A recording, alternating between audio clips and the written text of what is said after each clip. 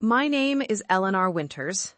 I'm 68 years old, and my world tilted on its axis the day I was told I wasn't welcome at my own son's wedding. Before I tell you all about how his fiance's champagne glass shattered on their marble floor at my quiet revelation, let me know where you're watching from in the comments. It's a comfort to know that stories can travel, that they can find a home in places you've never been. This story, you see, isn't just about a wedding. It's about a secret I kept for 45 years, a legacy I preserved in silence while my own children believed it had been lost to the ravages of a bitter divorce. It's about a lakeside cabin in Pine Ridge and the difference between what the world sees and what is true. It all begins with a photograph. It's a little faded now, the corners softened with time, but the image is as clear as the day it was taken nearly 40 years ago. There I am, a young woman of 25, my hair a little windswept, a smile on my face that doesn't quite reach my eyes. Standing beside me is my son, Michael, just 4 years old, his face a perfect picture of carefree joy. We are outside our family's lakeside cabin in Pine Ridge, a place that felt more like a part of my soul than a piece of property. We were celebrating our last summer vacation there, though Michael didn't know it. My divorce from his father, Richard, was just weeks from being finalized. The worry you see in my eyes in that photograph wasn't just about the end of my marriage. It was about the potential loss of this place, this sanctuary that had been in my family for 3 generations. It was where I'd spent every summer of my childhood, where I'd learned to fish and to identify constellations in the vast dark sky. It was where I had hoped my children and their children would one day create their own hoard of sun-drenched memories.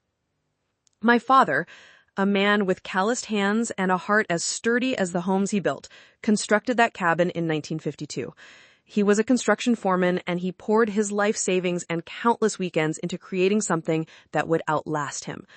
He wasn't a man of many words, but the ones he chose he polished like river stones. I remember one afternoon, sitting on the edge of the dock as he taught me how to properly bait a hook. He looked out over the still, glassy water and said, "Eleanor, appearances can be deceiving, but ownership is truth. Never surrender what matters most, even when others think you have nothing left." That wisdom, spoken so simply, would become the bedrock of a decision that would shape the next 40 decades of my life in ways neither of us could have ever imagined. I had married young to Richard Winters. He was a charming corporate lawyer, dripping with credentials and hailing from one of the city's most established families. Our wedding was a society affair, a storybook affair featured in the local papers, the school teacher daughter of a construction foreman marrying into wealth and influence. For a time, it was happy. We had Michael, and I dedicated myself to creating a warm and loving home. But as our son turned 3, Richard's career exploded. With the wealth came long absences, missed dinners, and a growing, unspoken distance between us. His excuse was always the same. "It's just one dinner, Eleanor," he'd say, a phrase that became a stand-in for missed birthdays, forgotten anniversaries, and a family life that was slowly eroding. Eventually, I learned that those dinners often included Stephanie, a junior partner at his firm. The divorce that followed was as bitter and public as our wedding had been celebrated. Richard's powerful family and his team of ruthless lawyers used every legal advantage to dismantle our shared life and minimize what I would receive in the settlement. They painted me as a simple woman, incapable of understanding complex finances, a narrative designed to leave me with as little as possible. During one of the mediation sessions, the cabin became a point of contention. "The cabin is non-negotiable," Richard's attorney, a man with a chillingly confident smile, declared. "The property was purchased during the marriage and is a significant asset. It must be liquidated and the proceeds divided." His voice carried the weight of someone who had never lost a case against a woman of my modest means, a woman who was about to be left with little more than a small pension and her dignity. They all sat there, Richard looking on with a feigned expression of regret, his lawyers like vultures circling. They believed they had me cornered. They believed they were taking everything. What none of them knew, what would remain my most carefully guarded secret for the next 45 years, was that I had already secured the one thing that mattered. 3 months before I even filed for divorce, when I knew in my heart that my marriage was beyond repair, I had made a quiet trip to see my old college roommate, Sarah Thompson.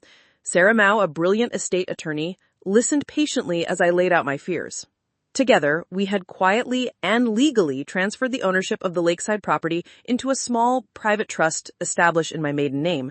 The legal paperwork, the version Richard's lawyers would later find, was crafted to show that the property had been sold to satisfy other fictitious debts from my side of the family. In reality, I had preserved it, pulling it from Richard's grasp before he even knew it was in jeopardy.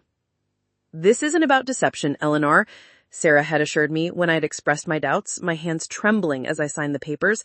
"It's about protecting your family's legacy from someone who never truly valued it." After the divorce was finalized, Richard approached me with a look of manufactured sympathy. "I'm so sorry about the cabin, Eleanor," he'd said, his voice smooth as silk. "Some developer will probably tear it down for the land value." I just nodded silently, accepting his condolences for a loss that hadn't actually occurred. I let him believe he had won, that he had stripped me of my heritage. And in that moment, I learned a powerful lesson. Sometimes silence is the strongest shield you have. It protects what matters most. In the difficult years that followed the divorce, I built a new life for Michael and myself. We moved into a small 2-bedroom apartment cross town, a world away from the sprawling home that we had shared with Richard. I returned to teaching high school English, a career I had abandoned at Richard's insistence during our marriage. He called it a noble but small profession, a hobby that didn't fit the image of a corporate lawyer's wife. To me, it was a calling. It was a world of substance, of shaping young minds, and it was a world I was grateful to return to. Money was undoubtedly tight. A teacher's salary, even a veteran one, was modest, and raising a son on my own required careful budgeting. My colleagues at the high school, many of them single mothers or women supporting their families, often marveled at my resourcefulness. "Eleanor, you could stretch $1 into a mile," my friend and fellow teacher Sophia Chen would often say, shaking her head in admiration as I packed my lunch every day and found creative ways to afford Michael's school trips. They never knew my secret. They never knew that a significant portion of my modest salary, money that could have gone toward a nicer apartment or a newer car, was being quietly funneled toward property taxes and maintenance fees for a lakeside cabin they all believed had been sold off and likely demolished years ago. The deception weighed on me, especially when it came to Michael. What my son never knew was that every summer, while he was shipped off to Europe for lavish holidays with his father and his new family, Stephanie and their 2 children, I would take my 2 precious weeks of vacation and drive to Pine Ridge. Those weeks were my sanctuary and my responsibility. I'd arrive at the cabin, my small car filled with cleaning supplies, tools, and groceries, and I would work. I'd inspect the roof my father had so carefully laid, check the hand-hewn beams for any signs of stress, and repaint the green shutters whenever they began to fade. I maintained it quietly, meticulously, preserving it for a future I prayed would one day include grandchildren building sandcastles on the same shore where I had played as a child. I was the silent steward of our family's history. The lies, even half-truths, were bitter on my tongue. "Mom, why don't we ever go to the lake anymore?" a 10-year-old Michael asked me once, his mind holding on to fractured, sunny memories from before the divorce. I remember my heart clenching in my chest. I knelt down to look him in the eye, the scent of his freshly washed hair filling my senses. "That's gone now, sweetheart," I replied, the words feeling like a betrayal. "But we'll make new memories together, you and I." I justified the deception with a promise I made to myself in the quiet of the night. One day, when he was older, when he could understand the complexities of the world and the bitterness of my divorce, I would reveal everything. I would walk him through the cabin, show him the photograph of us from that last summer, and pass the keys to him, just as my father would have intended. It was a dream I held on to, a beacon that guided me through the lonely years. As Michael grew older, however, a subtle but undeniable shift occurred. He began to absorb his father's values, his worldview. The summer visits to Europe, funded by Richard, became semester abroad programs and eventually an international business degree, all financed through Richard's family connections. The world of my modest apartment and public school teacher's salary began to look small and provincial to him. Our phone conversations during his college years grew shorter, less frequent. When he did visit, I could see him glancing around my small home with a mixture of embarrassment and pity. His world was one of corporate suites and five-star hotels. Mine was one of well-loved books and handmade quilts. "You could do better than this, Mom," he once suggested shortly after landing his first high-paying finance job.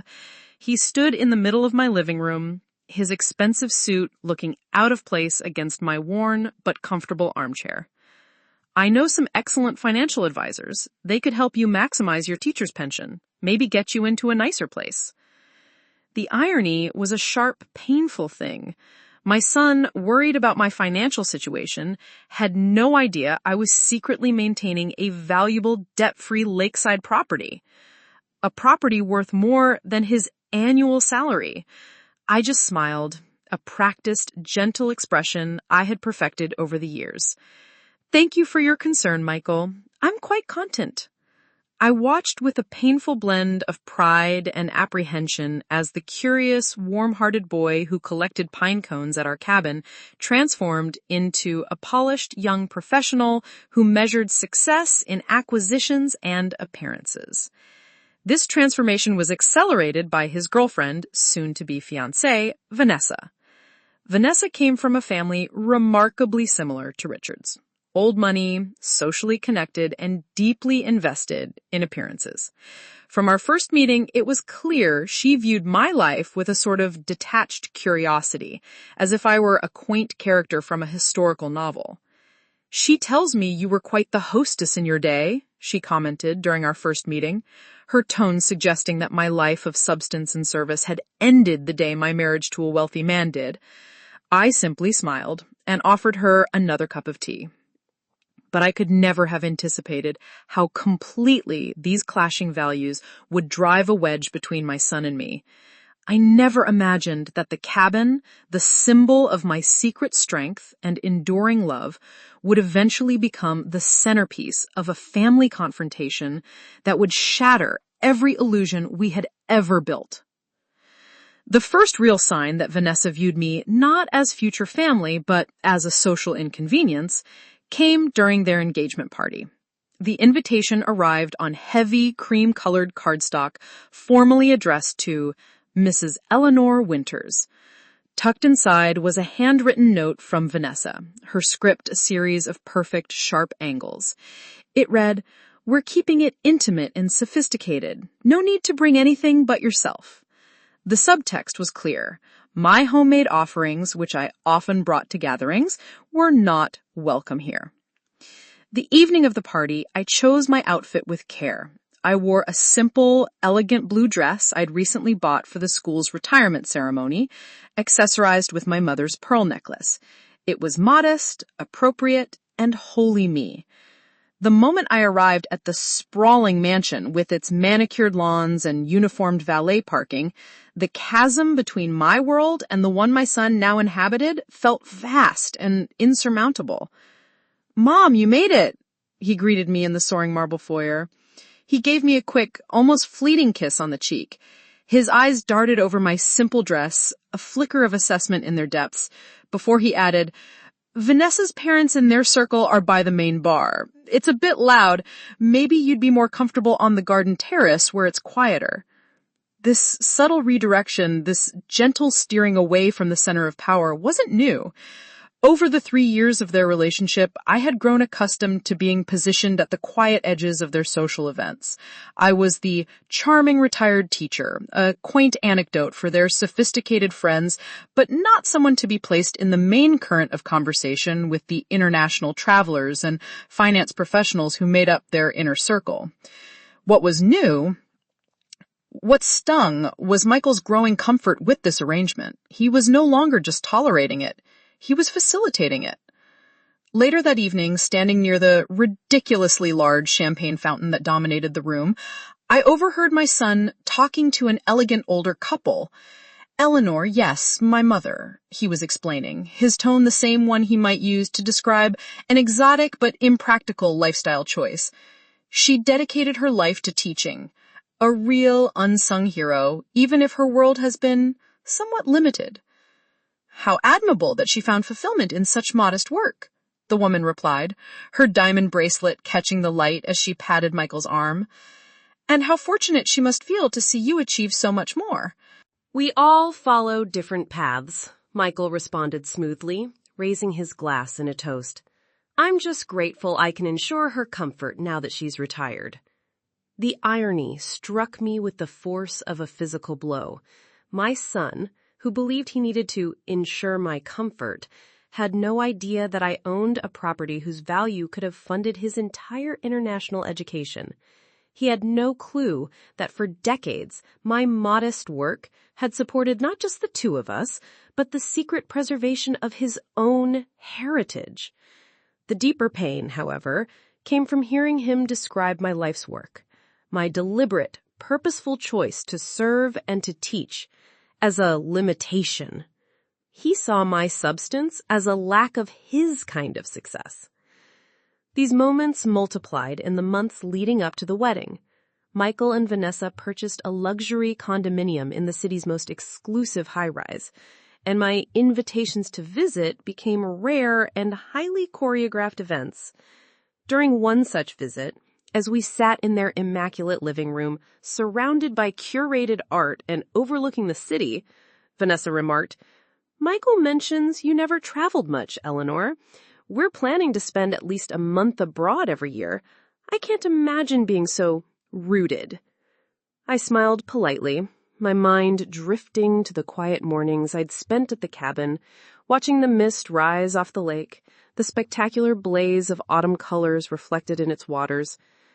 I thought of the profound peace that comes from deeply knowing and loving one place. There are different kinds of richness, I suppose, was all I said, unwilling to defend my life choices to someone so clearly uninterested in understanding them.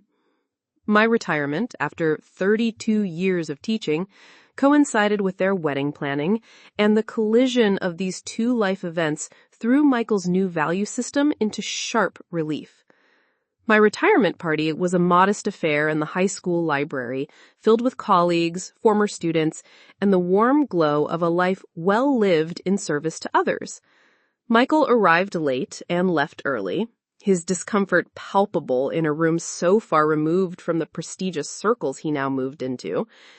As we walked to the parking lot afterward, he said, "You could do so much more now, Mom. Travel, take some courses, maybe even move to a nicer apartment." "I'm happy with my life, Michael," I replied, a gentle rebuke in my tone that he completely missed. Not everyone needs external validation to feel fulfilled. He frowned. "It's not about validation, it's about quality of life. Dad mentioned he could help you with some investments if you're worried about your pension." The mention of Richard, his father who had been a ghost in our lives for decades, paying the required child support but offering nothing else, offering to guide me financially, felt like a profound betrayal. That Michael now saw his father as a financial authority to manage my life stung more than he could ever know. The final act of this slow, painful drama began 3 months before the wedding. Vanessa invited me to lunch at an upscale restaurant downtown. It was our first one-on-one meeting without Michael present, and the formality of it put me on high alert. After the waiter had taken our orders, she began, her voice carrying the practiced diplomacy of someone delivering a prepared speech. "Eleanor, I wanted to talk to you about the wedding arrangements." "Of course," I replied, my expression pleasant. "I've booked my flights and accommodations. Everything is set." "That's actually what I wanted to discuss," she said, toying with her water glass, her gaze not quite meeting mine. "Michael and I have been finalizing the guest list, and, well, with his father bringing so many business associates and with my family's connections, the event has grown considerably in scope." I waited, a cold knot forming in my stomach. I knew where this was going.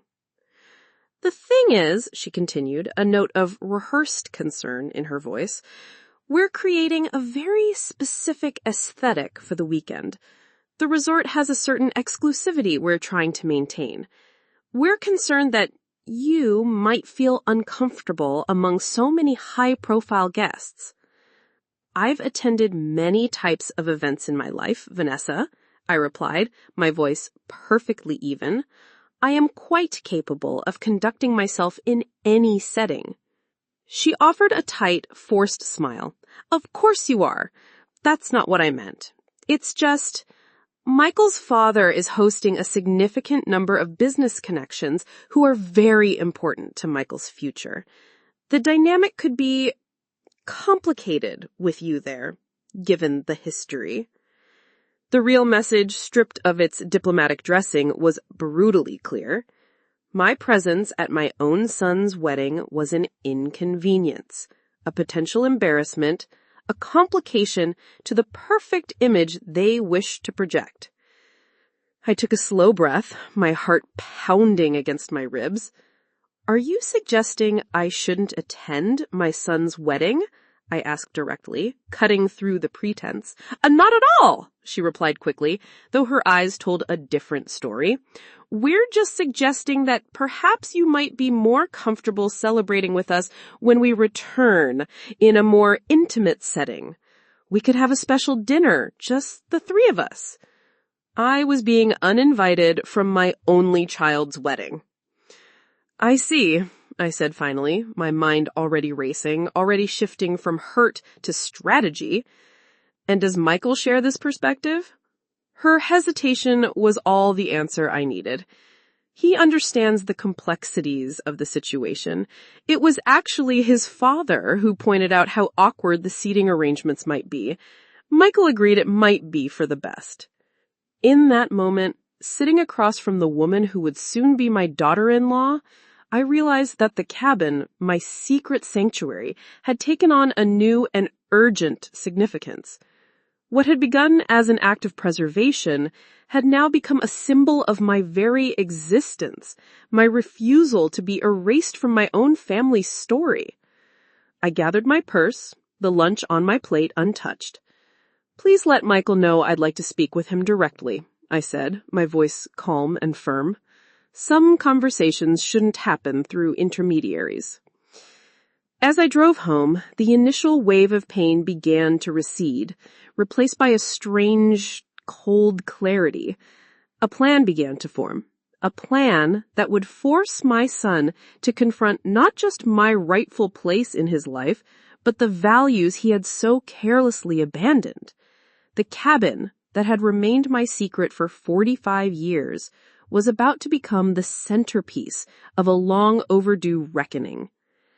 The day after my lunch with Vanessa, I initiated what I privately termed my family recovery plan. The hurt and anger were still there, a churning sea in my chest, but above it all, I felt a powerful clarity of purpose. If my son and his fiancée believed they could write me out of the most important day of his life based on social appearances and Richard's comfort, then it was time to reevaluate what would happen to the family legacy I had sacrificed so much to preserve. My first call was Sarah Thompson. 45 years had passed since we were college roommates, but our bond remained as strong as ever. Now, a senior partner at her prestigious law firm, specializing in estate planning, Sarah had been the silent guardian of my secret, maintaining the legal structure of the Harrison Trust through the decades, ensuring it remained protected and private. I met her in her downtown office, a space of quiet wealth with leather-bound books and a sweeping city view. It was a world away from my high school library, a reminder of our different paths, yet our friendship had always bridged that gap. "This is unexpected, Eleanor," she said, after I explained the situation, her brow furrowed with concern. "You've maintained that trust for one reason and one reason only, to pass the cabin to Michael someday. Are you certain you want to change that now?" "I'm not certain of anything yet," I admitted, smoothing the fabric of my skirt. But I need to understand my options. If my son doesn't want me at his wedding, perhaps he doesn't deserve the family legacy either. A legacy he knows nothing about. Sarah nodded, her expression shifting from friendly concern to professional focus. Legally, your position is ironclad. The property has remained in the trust with you as the sole trustee and beneficiary. You have complete authority to determine its future. You can sell it, donate it, or let it fall into the sea if you wish. But, she paused, her eyes meeting mine with the insight of a long friendship. This isn't really about legal options, is it? This is about something deeper. It's about recognition, I said, the word hanging in the air. Not just of my rights, but of my place, of my very existence. If I'm not important enough for his wedding, why should he benefit from the decades of my life I poured into preserving something for his future? What exactly do you want to know? Sarah asked, picking up a pen. First, I began, the questions that had haunted my sleepless night now taking form.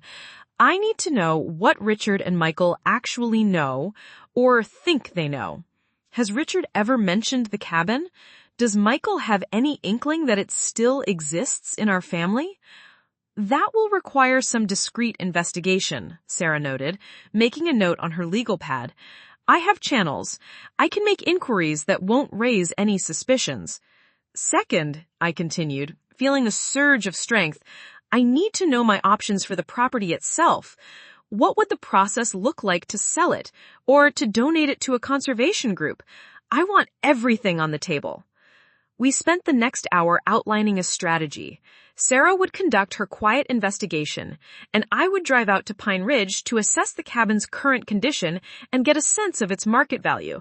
Not because I truly intended to sell it, but because I needed to arm myself with information. 3 days later, I made the 2-hour drive to Pine Ridge.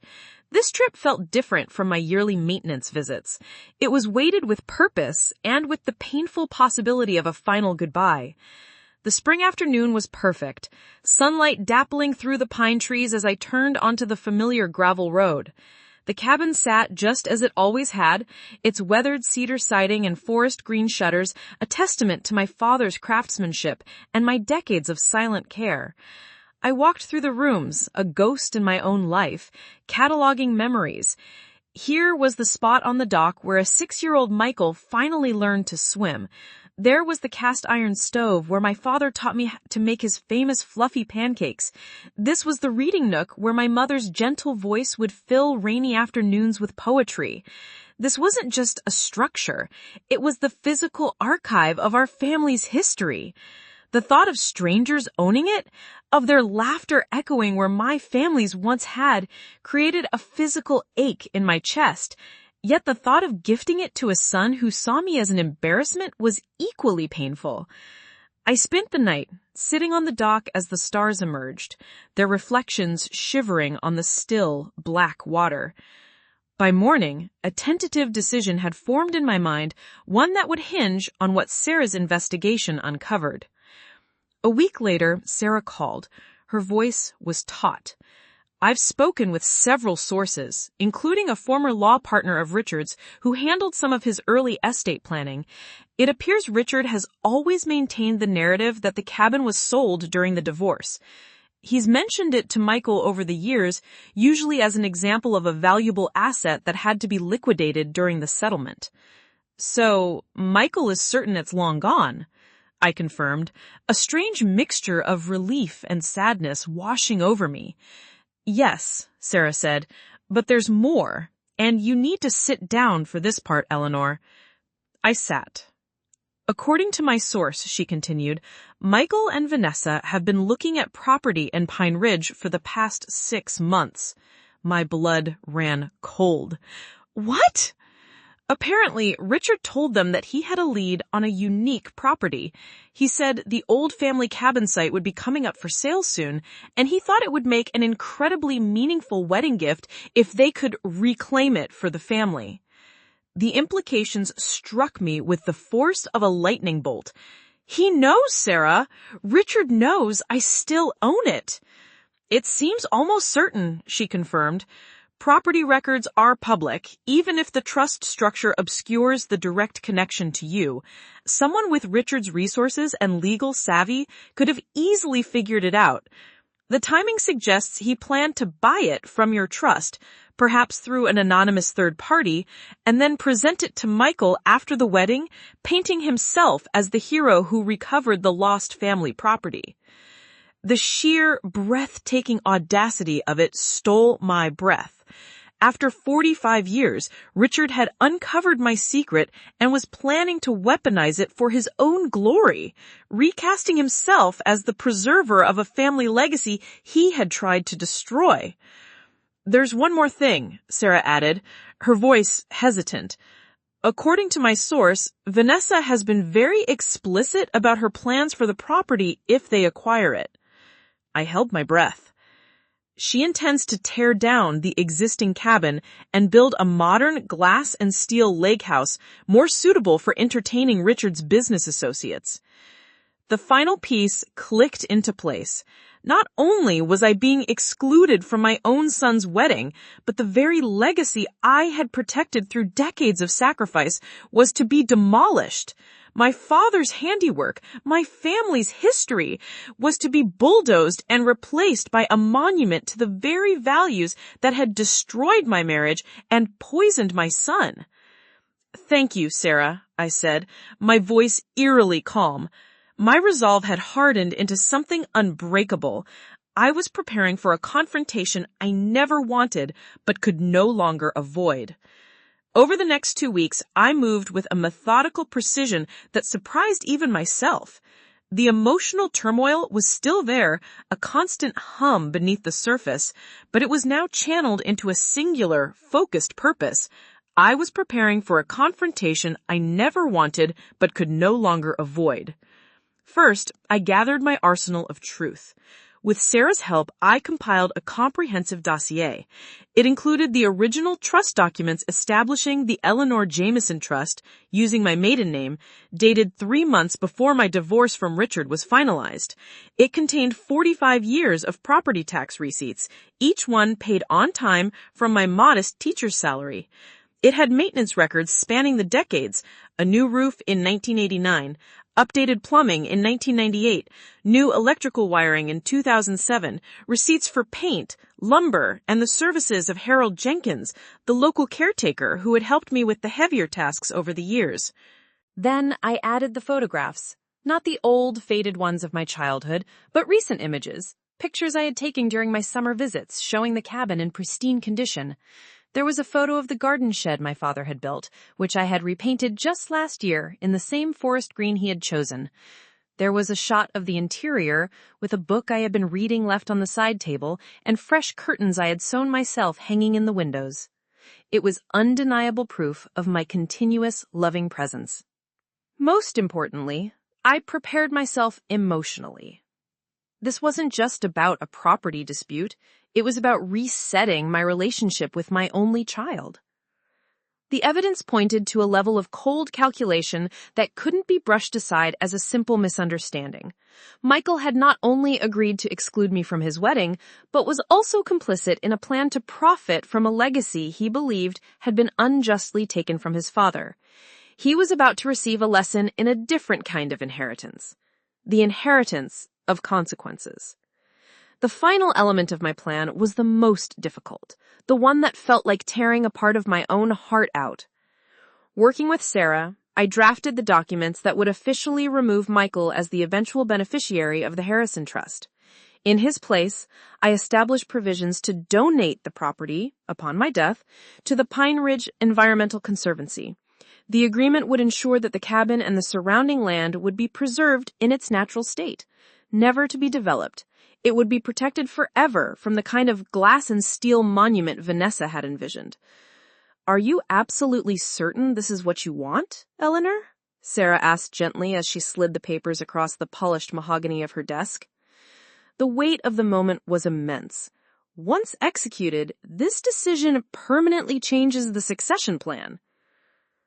I hesitated, the pen poised over the signature line. For a fleeting second, The face of the 4-year-old boy in the photograph flashed in my mind, the son I had raised, the future I had dreamed of for him in that cabin. I have spent 45 years preserving this cabin for a son who now finds me too embarrassing to include in his wedding. He and his fiancée are planning to tear down my father's work to build a party house.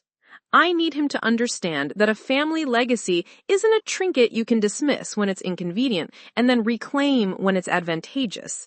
It is earned through respect and love, not entitlement. And if he reacts with genuine remorse, Sarah pressed, ever the devil's advocate, if this serves as the wake-up call you hope it might be? This was my deepest hope, the flicker of light in the darkness, that this painful truth might somehow reclaim the son I had raised, the boy who existed before Richard's values had reshaped him. Let's add a contingency clause, I decided, a new idea taking shape. The donation to the Conservancy doesn't become irrevocable until either my death or 1 year from the date Michael is officially notified, whichever comes later. Sarah nodded, a small, approving smile on her face. A window, a chance for redemption. Wise, as always, Eleanor. She made the notation. The door was left slightly ajar. I signed the documents. The ink was black and final. My secret weapon was ready. As if on cue, the following weekend, Michael called. His voice was laced with a forced casualness that immediately set my teeth on edge. Hey, Mom. Vanessa and I were thinking of having you over for dinner at our place on Saturday. Just a small gathering. We have some wedding updates to discuss with you. How thoughtful, Michael, I replied with matching his light tone. I knew exactly what updates they planned to share. They were going to formalize my exclusion, likely with some patronizing offer of a special post-wedding dinner. They were setting the stage for their grand announcement about reclaiming the cabin, my cabin. Saturday at 7 works perfectly for me, I said. This dinner would indeed provide the setting for our confrontation, but it would be one that neither Michael nor Vanessa could possibly anticipate. As I prepared for the evening, I felt a strange sense of calm. I selected a simple but elegant navy dress and my mother's pearl earrings, the same outfit I had worn to their engagement party. I was no longer the woman seeking their approval, but a woman about to reclaim her own narrative. Into my handbag, I placed a slim manila envelope. Inside were 3 items: the formal notification of the changes to the Harrison Trust, a few of the recent photographs of the cabin, and most importantly, a certified copy of the deed proving my uninterrupted ownership across 4 decades. These papers represented more than just a piece of real estate. They were the tangible proof of a truth I had protected for longer than my son had been alive. Saturday evening arrived with the kind of perfect spring weather that always made the lake at Pine Ridge shimmer like polished glass. As I drove to Michael's condominium in the exclusive River Point Tower, I rehearsed not accusations, but simple, undeniable truth. When Michael opened the door, the first thing I noticed was the dining table set for 3 and a bottle of expensive champagne chilling in a silver bucket.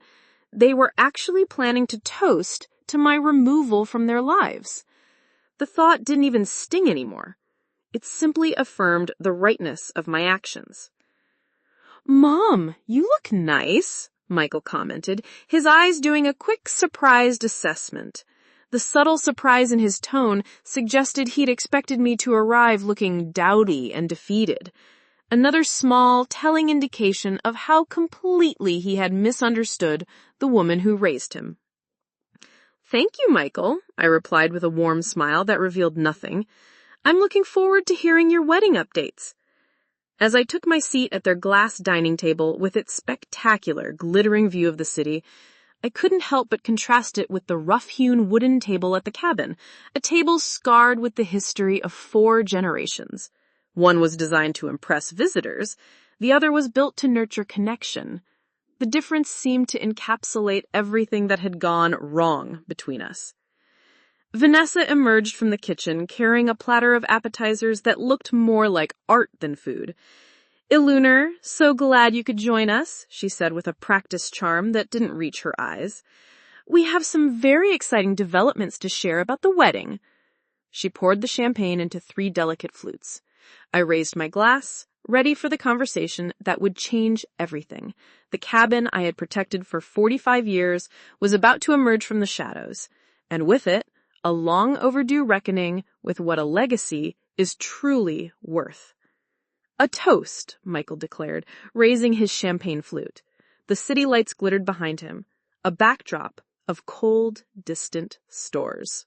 The irony was so thick I could have cut it with a knife. I gently touched my glass to theirs, a silent observer in their carefully orchestrated play. Vanessa's smile was a fixed, perfect curve as she took a delicate sip, her eyes gleaming with the news she was clearly bursting to share. "Mom," Michael began, setting his glass down with a practiced precision that was painfully reminiscent of Richard, "we wanted to talk to you about some adjustments to our wedding plans." I nodded encouragingly, my expression serene. I would let them walk themselves to the edge of the cliff before I revealed there was no ground beneath their feet. My own revelation could wait until they had fully and irrevocably committed to theirs. "As you know, the resort in Santorini is very exclusive, very intimate," he continued, the words sounding rehearsed. "We've had to make some difficult decisions about the guest list to accommodate some of Dad's key business associates, people who can really open doors for my career." Vanessa leaned forward, her expression a masterclass in feigned concern. "What Michael is trying to say, Eleanor, is that the dynamics with Richard's family and business connections, they create certain complexities." I decided to spare them the rest of their convoluted justifications. "You're uninviting me to the wedding," I stated calmly, not as a question, but as a fact. "Vanessa already explained this to me at lunch last week." Michael's composure flickered. Surprise, then a flash of embarrassment, quickly replaced by relief. He was off the hook. "It's not uninviting, Mom," he corrected, his tone condescendingly gentle. "It's recognizing that the situation might be uncomfortable for everyone. We're thinking of your comfort, too." "My comfort?" I repeated softly, letting the absurdity of the phrase hang in the air. "Exactly," Vanessa interjected, seizing the opportunity. "And to show you how much we value you and how important family legacy is to us, Dad has been working on something special, a surprise, really." She glanced at Michael, who nodded, his excitement returning. "Dad has located our old family cabin at Pine Ridge, the one that was sold during your divorce. He's in negotiations to buy it back for us as our wedding gift. Isn't that incredible? We're going to rebuild it, create a new family place for new memories." "Tear it down and rebuild," Vanessa clarified, her own excitement making her less guarded. "The existing structure is charming, but so dated. We're working with an architect who specializes in luxury lake properties. It's going to be magnificent." I took a slow, deliberate sip of my champagne. The liquid was cold and sharp on my tongue. The audacity of their plan to present the demolition of my father's life's work as a heartfelt gift to me was breathtaking. "That's certainly unexpected," I managed, placing my glass carefully on the table. "May I ask when Richard discovered this property was available?" Michael looked momentarily confused by my question. A few months ago, I think. He has connections in real estate who keep an eye out for opportunities." "Why does that matter?" "It's just interesting timing." "And he's certain this is the same property, the original family cabin?" "Absolutely," Michael confirmed, full of confidence. "He showed me the listing photos. It looks just like I remember from when I was little, just more weathered. The stone fireplace, the green shutters, it's definitely our old place. The interior needs to be completely gutted, of course," he added, echoing Vanessa's earlier sentiment.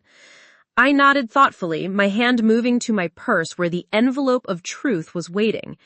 "And this generous gift," I said, looking from my son to his fiancée, is meant as a consolation for my absence at your wedding." Michael had the grace to look uncomfortable. "That's not how I'd put it, Mom. It's about creating something positive, focusing on the future instead of my presence at my only child's wedding," I finished for him. An awkward silence descended. Vanessa busied herself rearranging an already perfect napkin. Michael shifted in his chair, visibly struggling. "Mom," he finally said, his tone shifting to the patient voice one uses with a difficult child, "we're trying to make the best of a complicated situation. The potential for awkwardness is significant." "More significant than the absence of your mother?" I stated again as a simple fact of their priorities. "That's not fair," Michael protested, a flash of the boy I once knew visible beneath the polished corporate exterior. The moment had arrived. I reached for my purse, my movements slow and deliberate. I retrieved the envelope of truth and placed it on the glass table between us. It made a soft, definitive sound in the quiet room. "Before we discuss this any further," I said, my voice perfectly even, "there is something you both should know about the family cabin at Pine Ridge." Michael's face registered confusion. "What about it?" "Open this," I instructed gently. He hesitated, then reached for the envelope. He slid out the contents. I watched his face as he examined the first document, the original deed showing the creation of the Eleanor Trust, dated 3 months before the divorce. His brow furrowed. He turned to the second set of papers, 45 years of property tax receipts, all paid by the same trust, all sent to my modest apartment's address. Then came the third stack, maintenance receipts, a new roof in 1989, updated plumbing in 1998, the invoices from Harold Jenkins. Finally, he reached the photographs, recent, clear images of the cabin in excellent condition, the freshly painted green shutters, the book on the side table, the curtains I had sewn. "I don't understand," he said, his voice a hoarse whisper. He looked up from the documents, his eyes wide with confusion, so profound that it was almost comical. "These look like—" "Mom, are you saying you've owned the cabin all this time?" "Yes," I confirmed simply. "I never lost it in the divorce. I created a private trust to protect it before the proceedings even began. For 45 years, I have maintained it, preserved it, and kept it exactly as your grandfather built it, while allowing you and your father to believe it had been sold." The sound that followed was sharp and violent. Vanessa's champagne glass slipped from her nerveless fingers and shattered on the marble floor. Shards of crystal skittered across the polished surface. Neither of us moved. She just stared at me, her mouth slightly agape, her carefully constructed composure completely gone. "That's not possible," Michael insisted, his hands shuffling through the papers again as if they might change their story. "Your father discovered the trust about 6 months ago," I explained calmly. "His real estate connections likely noticed the similarity between the trust's name and my maiden name. Instead of approaching me, a woman he believed was financially naive, he apparently concocted this grand plan to recover it for you, after which you would tear down everything your grandfather built." Michael's face cycled through a kaleidoscope of emotions: confusion, disbelief, dawning realization, and finally, shame. "Why?" he asked, his voice barely audible. "All these years, why didn't you tell me?" It was the question I had anticipated, the one I had prepared for. "At first, it was about protection," I began. "The divorce was bitter. Your father was determined to take everything. It was the only way to preserve what mattered most. Later, I kept it as a gift, a legacy to pass on to you when you were old enough to appreciate it." "So what is this now?" Vanessa finally spoke, her voice sharp, cutting through the stunned silence. "What are you doing with it?" I reached back into my purse and withdrew the final document, the one I had signed in Sarah's office. I placed it on the table on top of the shattered glass. "For 45 years, the trust has specified that upon my death, ownership would transfer to my son," I said, looking directly at Michael. His expression softened slightly at this. But now, I've amended the trust. In light of recent events, specifically being told I am not welcome at my only child's wedding, I have designated a new beneficiary. I let the words land with the weight they deserved. The Pine Ridge Environmental Conservancy will inherit the property. The cabin and the land will be preserved in perpetuity, never to be developed or significantly altered from my father's original design. The silence that followed was absolute, broken only by the distant hum of the city below. My son, my daughter-in-law-to-be, and the ghost of their shattered plans were finally face to face with a truth they never saw coming. The silence in the room stretched, taut and heavy. Vanessa stared at the shattered glass on the floor as if seeing a metaphor for her own meticulously crafted plans. Michael just sat there, holding the photographs of the cabin, his thumb unconsciously tracing the outline of the roof his grandfather had built.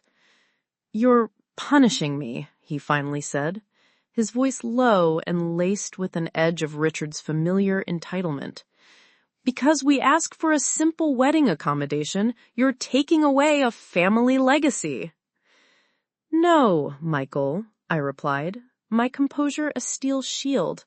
My heart ached at his interpretation, but I would not let it show.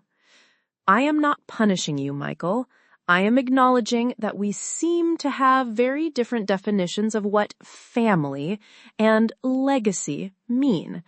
If I am not considered important enough to be included in your life's most significant day, then perhaps my family's legacy is not something that belongs in your future." "That's manipulative," Vanessa interjected, finding her voice. It was sharp, accusatory. "You're using this property to force your way into our wedding." I turned my calm gaze to her. "I am not forcing anything, Vanessa. I am making a decision about my own property, a property I have paid for and cared for with my own two hands for 45 years. I am making a decision based on the values and actions demonstrated by the people involved. You made your choice about my place in your celebration. I have simply made mine about the future of my family's legacy." Michael stood abruptly, pacing to the floor-to-ceiling windows. He stared out at the city, his back to me. When he turned around, his expression had hardened into something chillingly familiar. It was the look Richard used to get during our divorce proceedings. Calculating, assessing leverage, searching for a weakness. "We can challenge this legally," he stated, the words cold and clipped. The deception, the hidden asset during the divorce, Dad's lawyers would have a field day with this. The threat might have wounded me once. Now it bounced harmlessly off the armor of my preparation. The trust was created legally, 3 months before the divorce proceedings began. It was never a marital asset to be hidden. Your father's attorneys are welcome to try, of course. My lawyer is Sarah Thompson. I believe you know her reputation. She is now a senior partner at Jacobson & Reed, specializing in trust law. She has maintained impeccable records for 45 years. Any challenge would be difficult, expensive, and potentially very embarrassing for your father. The mention of one of the city's most prestigious and feared law firms gave Michael visible pause. He knew his father had connections, but Sarah's expertise in this specific area was legendary. The fight would not be the easy victory he envisioned. I decided to offer the small branch I had prepared. "There is one element of the amendment that might interest you," I continued into the tense silence. "The transfer to the Conservancy doesn't become irrevocable until one of two things happens: my death or 1 year from today, whichever comes later." "A year?" Vanessa clarified, her tone bitter. "So you're giving us a year to change our wedding plans, or you'll give the property away forever?" "I'm offering a year for reflection," I corrected gently. A year for perspectives to evolve. On both sides. I have preserved that cabin not as a bargaining chip, but as a labor of love. If the future of that legacy no longer includes me at significant family moments, then perhaps the legacy itself should follow a different path. With that, I stood up, gathering my purse. Take all the time you need, I said. The 1-year window has just begun. As I walked towards the door, I saw Vanessa frozen beside the wreckage of her champagne glass, her carefully constructed world in fragments at her feet. Michael followed me to the entryway. His face was a complex storm of anger, confusion, and something else, something that might have been a grudging respect. You never knew I had this in you, Mom. This level of calculation, he said quietly, his hand on the doorknob. I paused and looked directly into his eyes, seeing for a moment the boy he had been beneath the man Richard had shaped. There's a great deal you don't know about me, Michael, I replied with a sad smile touching my lips. Perhaps the real tragedy is that you never thought to ask. The drive home was quiet. I didn't feel triumphant. I felt weary, but also strangely light. For the first time in decades, our relationship, whatever was left of it, would have to proceed from a place of truth, however painful that truth might be. The week that followed was a vacuum of silence. No calls, no messages. I moved through my days with an outward calm, volunteering at the library, tending my garden, but inwardly, I was in turmoil. Had I destroyed the last bridge to my only child? Then, 10 days after the confrontation, a text message appeared on my phone from an unexpected source.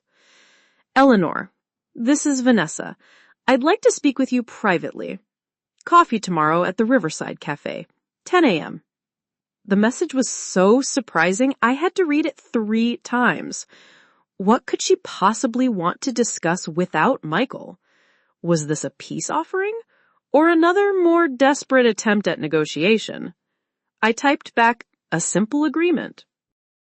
The Riverside Cafe was neutral territory, not one of the upscale establishments Vanessa favored, nor one of my cozy neighborhood spots. When I arrived, I saw her immediately at a corner table. She was dressed more casually than I had ever seen her, in simple jeans and a blouse, her usual mask of perfect makeup noticeably absent. She looked tired, and for the first time, vulnerable. Thank you for coming, she said as I sat down. The practiced charm was gone. Is Michael joining us? I asked. No, she answered quickly. He doesn't know I'm here. We've been having some difficult conversations since that night. She fidgeted with her coffee cup. I needed to speak with you, woman to woman. I waited. First, she began, the words coming with visible effort, I want to apologize for how I handled the wedding, for that lunch. It was cowardly and cruel. I should have pushed back harder when Richard suggested it would be cleaner if you weren't there. The admission surprised me. It was Richard's specific suggestion? Vanessa nodded, a flicker of anger in her eyes. He framed it as concern for everyone's comfort. Looking back, especially now that I know about the cabin, I see his motives were not what he claimed. She took a deep breath. Eleanor, I was raised in a world where appearances are everything. My entire life has been about social harmony, about not making waves. When Richard raised concerns, it triggered all my conditioning. It was wrong, and I'm sorry. It was the most genuine thing I had ever heard her say. After you left that night, Michael and I had the first real fight of our relationship. He was furious about the cabin, about being denied what he saw as his inheritance. But when I suggested we could just use the year to include you in the wedding and secure the property, he became even more upset. This shocked me. He didn't want to reconsider?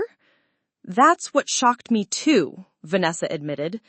He said, "This isn't about the damn cabin anymore. It's about the fact that my mother has been living a completely different life than I thought for 45 years.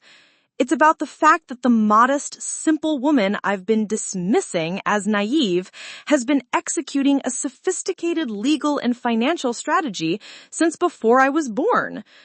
Hearing my son's words quoted back to me was a complex blow. Pain at his anger, but also a tiny, sharp glimmer of hope. He was finally seeing me. "I asked him a question," Vanessa said, her eyes meeting mine directly. "I asked if he was more upset about you having a secret or about him not getting the property. His answer, his inability to answer, made me realize I don't know the man I'm planning to marry as well as I thought." She took a deep breath. "Eleanor, I was raised in a world where appearances are everything. My entire life has been about social harmony, about not making waves. When Richard raised concerns, it triggered all my conditioning. It was wrong, and I'm sorry." It was the most genuine thing I had ever heard her say. "After you left that night, Michael and I had the first real fight of our relationship. He was furious about the cabin, about being denied what he saw as his inheritance. But when I suggested we could just use the year to include you in the wedding and secure the property, he became even more upset. This shocked me. He didn't want to reconsider? That's what shocked me too, Vanessa admitted. He said, "This isn't about the damn cabin anymore. It's about the fact that my mother has been living a completely different life than I thought for 45 years. It's about the fact that the modest, simple woman I've been dismissing as naive has been executing a sophisticated legal and financial strategy since before I was born." Hearing my son's words quoted back to me was a complex blow. Pain at his anger, but also a tiny, sharp glimmer of hope. He was finally seeing me. "I asked him a question," Vanessa said, her eyes meeting mine directly. "I asked if he was more upset about you having a secret or about him not getting the property. His answer, his inability to answer, made me realize I don't know the man I'm planning to marry as well as I thought."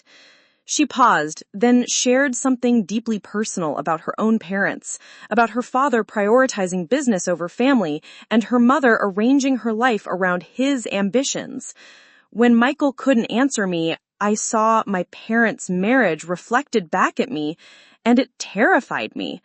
The confession created an unexpected bridge between us.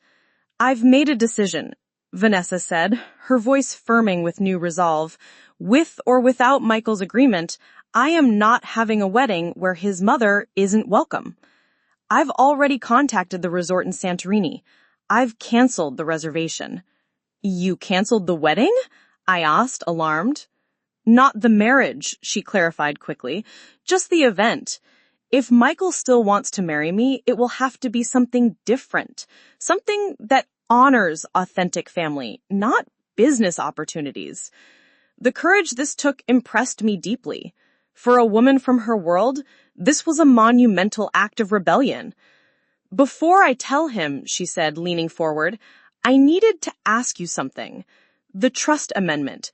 If we create a wedding that truly includes you, would you consider reversing it?" The directness of the question hung in the air. "Is that why you're here, Vanessa? To negotiate?" She had the grace to look ashamed. 6 days ago, it would have been, she admitted with stunning candor. "But something has changed in me. After you left, I stayed up all night looking at those photographs you brought. The care, the preservation of something authentic. It's the opposite of everything I've been taught to value." She pulled out her phone. "I've been researching the Pine Ridge Environmental Conservancy. Their mission is beautiful. If you donate the cabin, it will be protected forever. There's a beauty in that too." She was no longer negotiating. She was trying to understand. I want a different kind of life, Eleanor. I want to understand the woman who loved something enough to protect it quietly for 45 years without needing any credit or recognition. I think I want more of what you value in my life. As we parted ways outside the cafe, she surprised me with a brief, sincere hug. Thank you for meeting me, and for maintaining that cabin.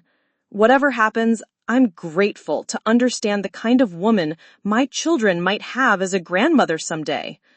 The mention of grandchildren, a future I had begun to fear might never include me, caught me completely off guard.